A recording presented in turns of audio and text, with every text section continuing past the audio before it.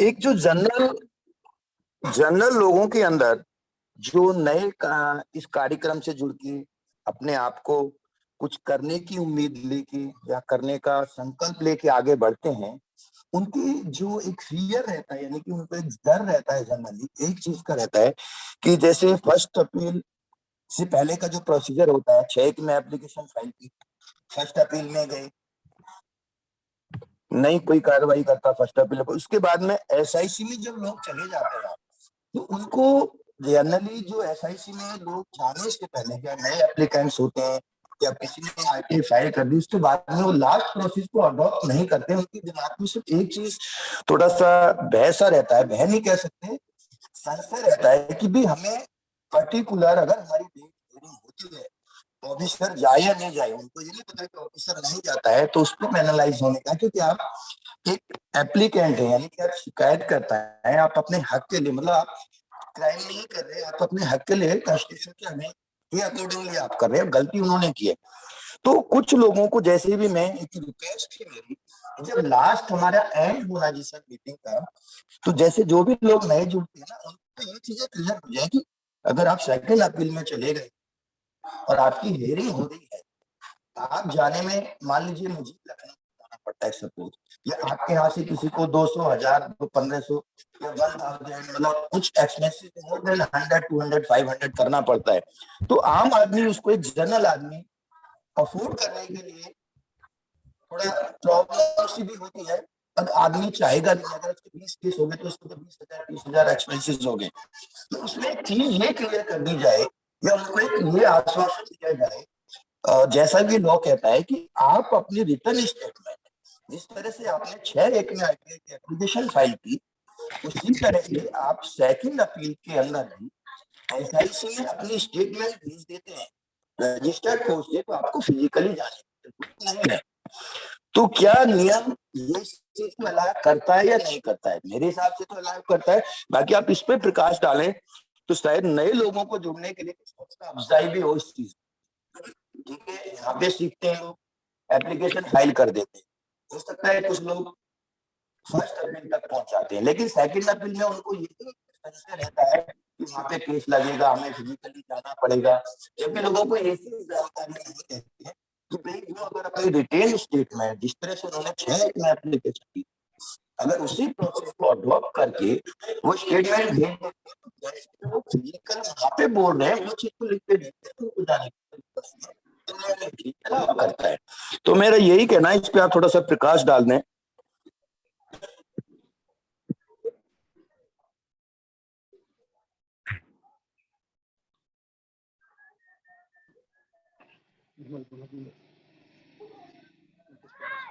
Hello hello hello hello, जो प्रकाश की व्यवस्था कर रहे हैं वो। जी सर। हाँ गोस्वामी जी, एक कॉल आ गया था जी। हाँ तो शिवानंद जी, मेरा ये कहता है इस पे ना एक एंड में अगर नहीं थोड़ा नहीं, सा आपका बिल्कुल लॉजिकल है प्रश्न। और देखिए, ज्यादातर लोगों की जो सोच रहती है, मतलब आरटीआई आवेदक के तौर पे हम ये देखते हैं कि हम जब आरटीआई आवेदन लगाते हैं तो हमें ये लगता है, पहले ही लगता है कि हमें, जैसे हमने आरटीआई आवेदन लगाया तो हमें जानकारी मिल जाए। ठीक है, मतलब ये हमारी ज्यादातर सोच रहती है। हालांकि जो इसमें घिसे पिटे लोग हैं, जैसे जो बार बार इसमें आरटीआई लगाते हैं, तो उनको तो ये पता है कि भाई हाँ, इतना जल्दी काम ये नहीं होता है, इसमें काफ़ी समय लगेगा और प्रथम अपील, द्वितीय अपील में जाना पड़ेगा, पेशियां भी होती हैं, वहाँ भी अपना जवाब और अपनी बात रखनी पड़ेगी। तो अब इसमें जो नए आवेदक हैं, तो नए आवेदक देखिए आएंगे तो वो सीखेंगे ही, अपने अनुभव से ही सीखेंगे। भारत की व्यवस्था कैसे चलती है वो हम सबको पता है। तो यहाँ पे रातों रात कोई बदलाव हो जाए, ये तो हम बिल्कुल ऐसी कोई अपेक्षा नहीं करते और ना ही करनी चाहिए ऐसी अपेक्षा भारत जैसे देश में। तो आवेदन हम 6 के तहत लगाएं और 30 दिन में हमें जवाब ना मिले तो हमें अपील पे जाना पड़ेगा, प्रथम अपील। प्रथम अपील के बाद फिर हमें द्वितीय अपील पे आयोग में जाना पड़ेगा, चाहे वो स्टेट इंफॉर्मेशन कमीशन का मामला हो, स्टेट लेवल का, या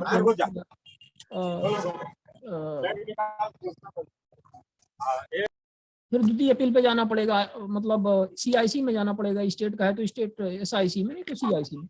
अब वहाँ पर हमें अपना पक्ष रखना पड़ेगा, ये भी हमें तैयारी करनी पड़ेगी कि भाई हमें अपना पक्ष रखने के लिए वहाँ पर उपस्थित होना पड़ेगा, अन्यथा जो लोक सूचना अधिकारी हैं, जिनको जवाब नहीं दिया है, तो वो किसी तरह से भी अपनी बात इस तरह से रख सकते हैं कि साहब हमने तो इनको जवाब दिया था, ये तो जवाब लेने ही नहीं आए, हमने ये भेजा था।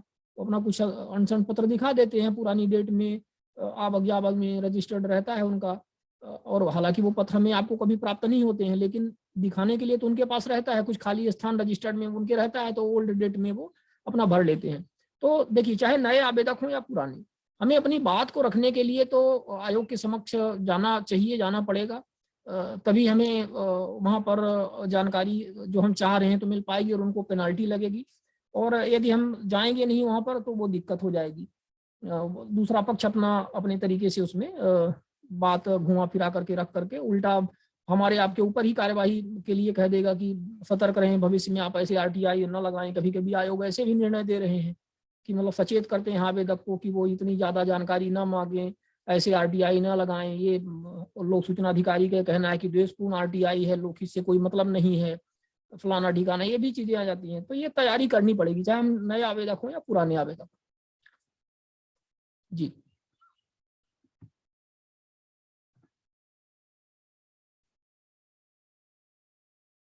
ठीक है अक्षय गोस्वामी जी, उम्मीद है कि इस बात का, हालांकि आपका प्रश्न बहुत क्लियर नहीं हो पाया था क्योंकि आपकी आवाज काफी नहीं सर, मेरा जो नहीं, मैं वो चीज समझ रहा हूँ। मेरा जो कहना था, वो मेरा जो सवाल था या जानकारी जो थी इस ऑरल से रिलेटेड सभी को, कि अगर एप्लीकेंट नहीं जा सकता तो वो जो कहना चाहता है उसको अपनी रिटर्न स्टेटमेंट बना के अगर सबमिट कर दे। हाँ, मेरा कहना ये था। हाँ, हम अपन रिटर्न स्टेटमेंट दे सकते हैं, बिल्कुल दे सकते हैं। तो उसको भी फिजिकल की तरह कंसीडरेशन ही होगी, मेरा ये कहना था। होती है कंसिडरेशन, वो होती है, वो बात है, मैं बाहर कह रहा हूँ आपको। लेकिन सपोज करिए आपने लिखित तो दे दिया है, पर आपको ये नहीं पता है कि मौके पर उपस्थित लोक सूचना अधिकारी अपना किस तरह से वहाँ पे बयान प्रस्तुत कर रहा है। वहाँ पर या प्रथम अपील अधिकारी उसने कहा दिया साहब ये तो ऐसा था वैसा था, ये तो झूठ बोल रहे हैं। अब आपने तो एक बार लिख करके दे दिया, वो तो आयुक्त ने पढ़ लिया वहाँ पर कि आप तो लिख के दे रहे हैं कि आपको जानकारी नहीं मिली है धारा 6 के तहत 30 दिन में, फिर आपने प्रथम अपील की है तभी जानकारी नहीं मिली है और अब इसीलिए आप अपील कर रहे हैं। लेकिन उसने कह दिया कि साहब हमने तो जानकारी दी थी, ये तो लेने ही नहीं आए, है ना। उसने कुछ ऐसे पत्र दिखा दिए, तो उसको काउंटर आप कैसे करोगे। तो ये हमारे हित में रहता है कि हम वहां पर उपस्थित होकर के यदि अपनी बात हम खुले तौर पर रखेंगे और कहेंगे कि साहब हाँ ये तो झूठ बोल रहे हैं, ऐसा नहीं किया है, इनके पास क्या सबूत है बताएं, तो फिर आप उसको अपने तरीके से वो करोगे। तो देखिए ये हालांकि दुर्भाग्यपूर्ण है, ऐसा नहीं होना चाहिए। आयुक्त भी कह चुके हैं और ये प्रावधान भी है कि भाई जानकारी मांग रहे हैं तो हमें जानकारी दी जानी चाहिए, ठीक है। लेकिन ऐसा हो नहीं रहा है, जानकारियां हमें आयोग के आदेश के बावजूद भी नहीं मिल रही हैं, हेलो, तभी परेशान होना पड़ रहा है। तो ये सारी जो दिक्कतें हैं, तो हमें लगता है कि हम लोगों को आयोग में भी उपस्थित होकर के अपनी बात रखनी चाहिए। और ठीक है, सब लोग सब आवेदक नहीं कर सकते ऐसा, जो नहीं कर सकते वो हमेशा ही अपना रिटर्न स्टेटमेंट दे सकते हैं। उम्मीद करें कि हो सकता है कि आयोग उनके पक्ष में ऑर्डर कर दे और उनको जानकारी दिलवाए और ऐसा कुछ ना हो। हालांकि जैसी कोई स्थिति निर्मित हो भी जाती है और आयोग अपना अंतिम आदेश दे भी देता है, तो यदि आपके पास फैक्चुअल कुछ प्रूफ हैं, इसमें फैक्ट के आधार पर आयोग ने कोई गलत निर्णय दिया है और दूसरे उसको गुमराह किया है, तो उन तथ्यों और सबूतों के आधार पर आप धारा 18 के तहत एक शिकायत करके या आयोग को एक रिमाइंडर दे करके भी उनसे मांग कर सकते हैं कि यहाँ पर ये जानकारियां इस तरह से गलत दी गई हैं, तो इसको पुनः कंसीडर किया जाए। हालांकि रिव्यू का बहुत सारे केसेस में कोई मतलब नहीं है, मतलब RTI में, यूपी के अलावा, यूपी में रिव्यू का रहता है, ऐसा कुछ सुनने को मिला है। वहाँ की जो स्टेट की लेजिस्लेटिव असेंबली है उसने कुछ अपने रखे हैं अमेंडमेंट वगैरह, क्या कुछ है। नहीं अभी तो क्या है जीवानंद सर, यूपी में हो सकता है कि शायद लकीली कह लें कि जो अभी चीफ कमिश्नर आए उन्होंने भी क्या है कि जैसे उनको विजिलेंस के डिपार्टमेंट उन्होंने सेटअप किया हुआ था, तो उन्होंने सबसे ज्यादा जो करप्शन या केसेस जाते थे, सबसे ज्यादा जो RTI के एप्लीकेशन की जवाब नहीं दी जाते, तो वो था ग्राम पंचायत से रिलेटेड। तो उन्होंने वो डिपार्टमेंट अपने अंडर ले लिया है और जो पहले जोन बने हुए थे ना, उनके सबके कमिश्नर्स को भी उन्होंने चेंज कर दिया है। मेरे वाले केसों में क्या है, 5 बार नोटिस सेम PIO, यानी 5 या 15, एक PIO को 15 नोटिस हो गए, लेकिन कमिश्नर साहब कोई ऑर्डर ही पारित नहीं कर रहे। हम्म। तो यूपी का तो हाँ, हाल ही बुरा वो है आपकी बात, अभी। वो आपकी बात आई है, आपने कई बार बात की हुई है, वो आई है बात, तो उसमें क्या करेंगे अब आप? देखिए ऐसा है कि सीधी सी बात है, नहीं, अब तो सर तेलंगाना मैं तो वेट कर रहा हूँ हाई कोर्ट का भी। अभी एक हाँ तो केस वेट, और मैं ले रहा हूँ, सिर्फ मेरा डिविजनल कमिश्नर का मेरठ का है, क्योंकि 13 जनवरी उसमें हेयरिंग थी। मुझे कमिश्नर के यहाँ से लेटर आता है, 7 तारीख डेट डाल दी, 13 तारीख को मैं डिस्पैच करा और उसमें लिख के दिया कि भाई ये जो आपने सीएम ऑफिस को कंप्लेंट फाइल की थी उसकी एक कॉपी हमें दें, और आपको भी विदित है कि आपकी 13 तारीख की एसआईसी में हेयरिंग है और 13 को ही डिस्पैच करते हैं। ये तो सिस्टम है इन लोगों का, तो वो तो बड़ा टिपिकल है।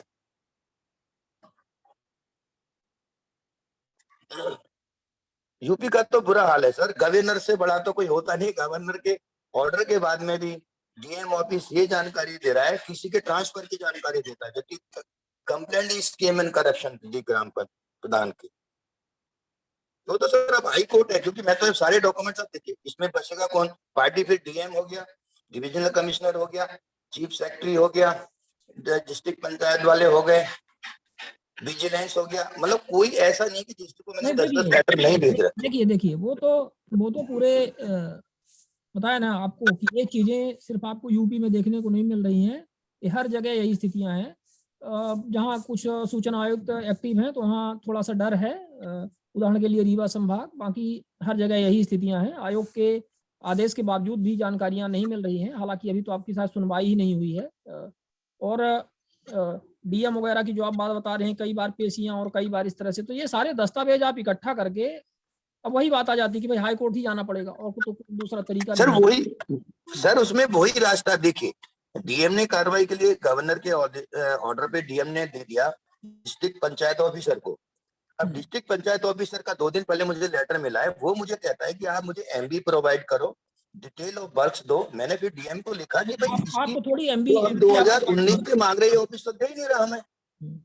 भाई जो ये ऑफिसर मांग रहा है वो एमबी मेजरमेंट, वो तो आपके उनके पर्सनल उनके रिकॉर्ड में अवेलेबल होता है। वो तो जिन्होंने 2019 से 12 केस इस बंदे के अगेंस्ट में मैंने लिख के दिया कि 12 केस एसआईसी में जा चुके हैं, ये ऑफिसर अपने कानूनों का पालन नहीं कर रहा। तो मैंने तो एक एप्लीकेशन लिखी है कि भाई आप इस पे डिसिप्लिनरी एक्शन लें, और सर्विस एक्ट के अकॉर्डिंगली उन्होंने अपनी सर्विस एक्ट वो भी नहीं कर रहे। ये आपके ऑफिस के 4 लेटर ये हैं, ये तो सारी डिटेल दे के भेजा, देखते क्या होता है। लास्ट में तो सर हाई कोर्ट के अलावा इनको कोई रास्ता अक्षय नहीं। गोस्वामी जी, आप एक बढ़िया वकील से संपर्क कर लीजिए यूपी में, और वहां पर आप इसका समाधान ढूंढिए, क्योंकि हमें नहीं लग रहा है कि इस तरह से हम लोग यहाँ पर इसका कुछ निष्कर्ष निकल पाएंगे। हमें नहीं, कोर्ट के अलावा कोई रास्ता ही नहीं है। ना, कोर्ट के अलावा कोई रास्ता नहीं है भाई, किसी की बात कोई सुनेगा नहीं। ठीक है, कोई जनप्रतिनिधि हो आपके यहाँ जो आपकी बात उठा दे विधानसभा में या लोकसभा में, तो ऐसे जनप्रतिनिधि कभी देखने को मिलेंगे नहीं। ठीक है ना? अगर सर जनप्रतिनिधि सही होते थे कहानी थोड़ी ना होगी। हाँ, तो आप सब जानते हैं। चलिए ठीक है, ओके सर। अपन आगे बढ़ते हैं, और कार्यक्रम में थोड़ा सा अभी 2-4 मिनट का समय लगेगा आत्मदीप सर हमारे बीच में जुड़ने में। तो तब तक हमारे और भी साथी हैं, देवेंद्र अग्रवाल जी हैं, कुछ बात जल जीवन मिशन को लेकर के अभी हाल ही में एक उठी थी, जिसमें एक आरटीआई के विषय में, तो उन्होंने कुछ अपना व्यू देने के लिए कहा है। तो थोड़ा सा आप 2-4 मिनट में देवेंद्र अग्रवाल जी तब तक इसको बताएं कि इसमें क्या क्या बिंदु रहते हैं जिसमें लोगों को ध्यान देना चाहिए जल जीवन मिशन से संबंधित। सर ये जल जीवन मिशन बहुत बड़ी योजना है और बहुत बड़े पैमाने पे प्रोग्राम चल रहा है। इसको एक पर्टिकुलर, मतलब मैं ये नहीं बोलता कि हमारे जो रेगुलर वेबिनार चल रहे हैं उसमें ही किसी दिन एक अलग से एक टॉपिक रख के एक इसको सेमिनार करना चाहिए, जो ताकि इस पे काम करना चाहते हैं उन लोगों को इसके बारे में बताया जा सके। क्योंकि अगर हम सिर्फ ये बोलेंगे ना कि हमको एमबी दे दो, हमको ये कागज दे दो, हमको ये कार्यादेश की कॉपी दे दो, तो इनसे ना तो इनके ऊपर कोई रोकथाम लगने वाली है, ना घोटाला इनका आप बाहर ला सकते हैं, ना ही कोई कुछ बहुत बड़ी सुधार की संभावनाएं हैं। क्योंकि ये जो कॉमन चीजें हैं इस पे इनकी अपनी तैयारियां पहले से रहती हैं। वो क्या करना है उनको मालूम है, क्या दिखाना है वो उनको मालूम है, और कैसे होगा ये उनको मालूम है। हमको ये नहीं मालूम है कि हम उनके भ्रष्टाचार को कैसे सामने ला सकते हैं। तो ये पूरा टेक्निकल सेक्शन है, पर्टिकुलर आधे घंटे से पौन घंटे की टॉपिक रहेगी। तो एक पर्टिकुलर इस टॉपिक पर आपको एक अलग से, मतलब कोई भी समय, कभी भी सुबह रात शाम जब आप चाहें इस पे करिए, तो मेरे ख्याल से ज्यादा अच्छा जानकारी मैं आप लोगों को शेयर कर पाऊंगा। ठीक है, एक दिन इसको सेपरेट कार्यक्रम अपन रख लेते हैं, सैटरडे वगैरह को, शनिवार को, या कि किसी दिन या संडे को इवनिंग में इस कार्यक्रम के बाद रख लेते हैं, 1 घंटे जैसा का भी हो, कार्यक्रम। मतलब एक पहले से एक प्रोग्राम तय करके 2-4-5 दिन पहले से तय कर ले, ताकि और भी जो साथी है उन तक ये जानकारी पहुंच जाए जो उस विषय पे काम करना चाहते होंगे, या जो उसमें और काम कर चुके होंगे वो भी आ जाए, उनको भी इनवाइट कर सके हम। नहीं, बिल्कुल ऐसा अपन करेंगे अवश्य, क्योंकि ये महत्वपूर्ण बिंदु है। जी, 3.5 लाख करोड़ का प्रोजेक्ट है जो पूरे इंडिया में चल रहा है, और इसकी जो खर्च है वो और बढ़ेगी, जहां तक ये 5 लाख करोड़ तक पहुंच जाएगा, तो बहुत बड़ा अमाउंट है। हाँ, सही बात है। और इसका कहीं कुछ ग्राउंड पे दिख नहीं रहा है, तमाम इसके जो नियम कायदे हैं पालन नहीं हो रहे हैं। रीवा की बात बताएं आपको, तो देखिए, यहाँ एक्चुअली ये भी जो है ना, एक तरीके से जो सैनिटरी डिवीजन का जो निकला था, जो पहले जो टॉयलेट बन रहे थे लोगों के घर में आज से 5 साल 7 साल पहले, और आज एक भी दिखाई नहीं देते हैं, वैसे उसी ही तरीके का ये प्रोग्राम चल रहा है कि ये कनेक्शंस तो लग रहे हैं, लेकिन 5-7 साल 10 साल के बाद ये भी दिखाई नहीं देंगे। नहीं दिखाई देंगे, और जबकि पानी ये भी नहीं प्रोग्राम जो है 30 साल से 60 साल के लिए डिजाइन किया गया है, और कोई भी पीडब्ल्यूडी के वर्क जो 30 साल से 60 साल के लिए डिजाइन ना हो, उस पे काम नहीं होना चाहिए। बिल्कुल सही बात है। नल जल योजना आई, वो चली गई, पता नहीं कहाँ है। और रेट्रोफिटिंग के नाम पर अब ये जल जीवन मिशन पे लिया है, तो पहले आपको पता होगा, अब आप इस फील्ड में काम ही कर रहे हो, तो पहले रेट्रोफिटिंग के नाम पर एक्चुअली जल जीवन मिशन की योजना उन पंचायतों में चलाई जा रही है जहां पर पहले से नल जल योजना थी, तो पहले ये फर्स्ट फेज में उनको देखा जा रहा है। अब वो और एक्चुअली अगर पूरा इतिहास देखेंगे ना भैया, पूरा इतिहास देखेंगे, तो ये एक्चुअली हमारे यहाँ पहले सिर्फ 11 डिपार्टमेंट होते थे। अगर हम शुरुआती दौर की बात करें तो हमारे यहाँ 11 डिपार्टमेंट होते थे, उसमें से एक डिपार्टमेंट हेल्थ डिपार्टमेंट होता था। तो ये जो नल जल पानी, ये सब स्वच्छता, सैनिटरी, ये सब जो है हेल्थ सेक्टर की चीजें होती थी। क्यों? क्योंकि हेल्थ को प्रोवाइड करने वाली, हेल्थ सिस्टम के लिए जरूरी चीजें होती थी। तो ये पूरे हेल्थ से ही अलग होके आया, इसीलिए इसमें एक वर्ड जो जुड़ जाता है, लोक स्वास्थ्य यांत्रिकी। है जो लोक स्वास्थ्य यांत्रिकी है, मतलब स्वास्थ्य यांत्रिकी मतलब एक हेल्थ इंजीनियरिंग हो गई। तो इस हेल्थ इंजीनियरिंग के मैकेनिज्म में अगर आप काम कर रहे हो, तो इसकी पूरी एक सिस्टम को समझना बहुत जरूरी है। और काम वर्षों से चला आ रहा है, लेकिन जिस तरीके से लास्ट 10 ईयर्स में काम हुए हैं वो बहुत महत्वपूर्ण है। और आगे होने वाले 3 सालों में, 70 साल में जितने काम नहीं हुए उससे 4 गुना ज्यादा काम होना है। बिल्कुल, इस बात को अपन रेज करेंगे ताकि लोगों में अवेयरनेस फैले, और आखिर हर जगह लोग मेन पॉइंट्स को समझ करके यदि आरटीआई वगैरह लगाएं, एक जन जागरूकता फैले, तो ये पता चलेगा कि मतलब इसमें काफी कुछ सुधार की संभावना है। चलिए, हमारे बीच में जुड़ चुके हैं आत्मदीप सर, और आत्मदीप सर आपका स्वागत है। अपने आप को अनम्यूट कर लें और अपना वीडियो आप प्रारंभ कर लें। और जिस प्रकार से टॉपिक की हम लोग चर्चा कर रहे थे, आज हमारा टॉपिक सूचना का अधिकार और सरकारी प्रचार तंत्र की निगरानी के विषय में कार्यक्रम है। और इस कार्यक्रम में हमारे पूर्व मध्य प्रदेश राज्य सूचना आयुक्त श्री आत्मदीप जी प्रमुख वक्ता के रूप में इस कार्यक्रम में रहेंगे। उन्होंने अपनी हम आपको बता दें कि अभी हाल ही में एक सुप्रीम कोर्ट के आदेश के बाद उन्हें मध्य प्रदेश की सरकारी प्रचार प्रसार की जो निगरानी समिति है, उसमें उन्होंने विनियमन समिति बोलते हैं उसको, तो उसमें उन्हें सदस्य के तौर पे रखा गया है। काफी महत्वपूर्ण पद है, और इस